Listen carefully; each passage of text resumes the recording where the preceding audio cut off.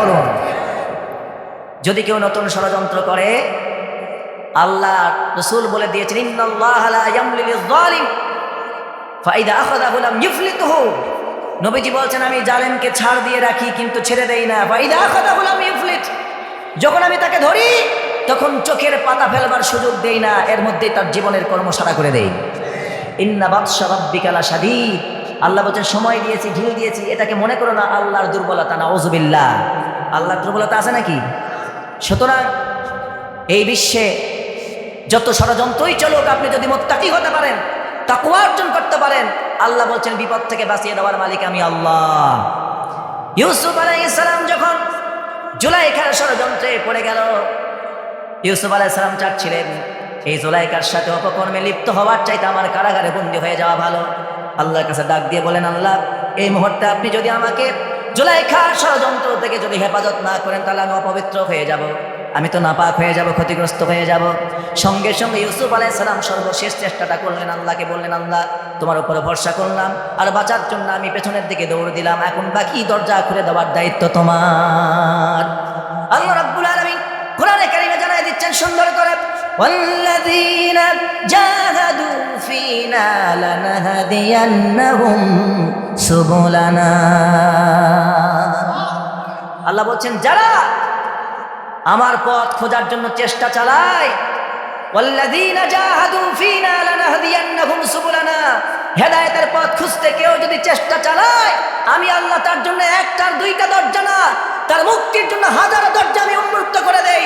ষড়যন্ত্রকারীরা একটা দরজা বন্ধ করবে আর আমি আল্লাহ পাক তার জন্য হাজার দরজা উন্মুক্ত করে দেব। এটা পারেন কিনা? আওয়াজ দিয়ে বলেন পারেন কিনা? পারেন। সে আল্লাহ আছেন না? সে আল্লাহ আছেন কিনা? সে আল্লাহর উপর আমাদের বিশ্বাস আছে না নাই? ঈমান আছে না নাই?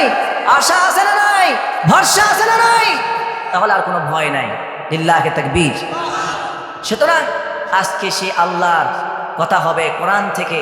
আমি আজকে আপনাদের জন্য একটি নতুন বিষয় সিলেক্ট করেছি, সেটি হচ্ছে এই ইসলামী রাষ্ট্রের অনেক কথা আপনারা শুনেছেন।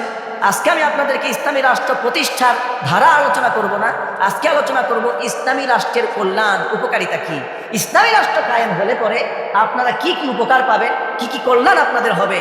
এই রকম ইসলামী রাষ্ট্র, যেই রাষ্ট্র কল্যাণ হবে, আমাদের প্রত্যেকের নিরাপত্তা প্রতিষ্ঠিত হবে, আমাদের জানের নিরাপত্তা পাবো, মালের নিরাপত্তা পাবো, রাস্তার নিরাপত্তা পাবো, ব্যবসা বাণিজ্যের নিরাপত্তা পাবো, শিক্ষা প্রতিষ্ঠানের নিরাপত্তা পাবো, আমার মেয়ের জান মালের নিরাপত্তা পাবো, ইজ্জতের গ্যারান্টি পাবো, আমার ভাই রাস্তাঘাটে অন্যায়ভাবে নিরপরাধ ভাই হত্যার শিকার হবে না, নিহত হবে না, কেউ কাউকে গুম খুন করবে না। এমন নিরাপত্তামূলক শান্তি সমৃদ্ধ সুখী ইসলামী রাষ্ট্র, কল্যাণ রাষ্ট্র চাই কি চাই না? কারা কারা চান না? হাত দেখি। এবার যারা চান তারা হাত তুলে দেখান। লিল্লাহে তাকবীর।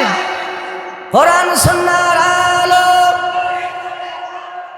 সংসদে জ্বালো, তোমার নেতা আমার নেতা বিশ্বনবী মুস্তাফা, নারে তাকবীর। আল্লাহ কবুল করুন, বলুন আমিন। ইসলাম রাষ্ট্র চাই তো আমরা। এবার আসুন, ইসলামী রাষ্ট্র কাকে বলে, এই রাষ্ট্রের কি কল্যাণ, কি উপকারিতা।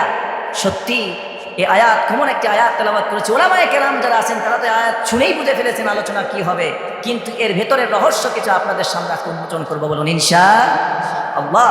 ইসলামী রাষ্ট্র কাকে বলে, ইসলামী রাষ্ট্র কি জিনিস, এই রাষ্ট্রের উদ্দেশ্য কি, এই রাষ্ট্র কেন তৈরি করতে হবে, আমাদেরকে বুঝতে হবে। ইসলামী রাষ্ট্রের আর বর্তমান যে রাষ্ট্র, এই রাষ্ট্রের মধ্যে আর ইসলামী রাষ্ট্রের মধ্যে আকাশ পাতাল তফাৎ। এই রাষ্ট্রের সার্বভৌমত্ব মনে করা হয় মানুষ, এই রাষ্ট্রের সার্বভৌমত্বের মালিক, অর্থাৎ এই রাষ্ট্রের ভূখণ্ডের সমস্ত আইন ও কানুন, এই রাষ্ট্রের রিজিক রুজি যা আছে সব কিছুর একচ্ছত্র মালিক হলো মানুষ, জনগণ। কিন্তু আল্লাহ বলছেন যে না, যা কিছু আছে এর সব কিছুর একমাত্র মালিক যিনি, তিনি কে? তিনি হচ্ছেন আল্লাহ। কিন্তু যে রাষ্ট্র ইসলামী হবে, যেটি ইসলামী রাষ্ট্র হবে, খেলাফত হবে যেইখানে, সেই রাষ্ট্র হবে এমন একটি রাষ্ট্র, সেই রাষ্ট্রের একমাত্র নিরঙ্কুশ মালিক যিনি হবেন, তিনি হচ্ছেন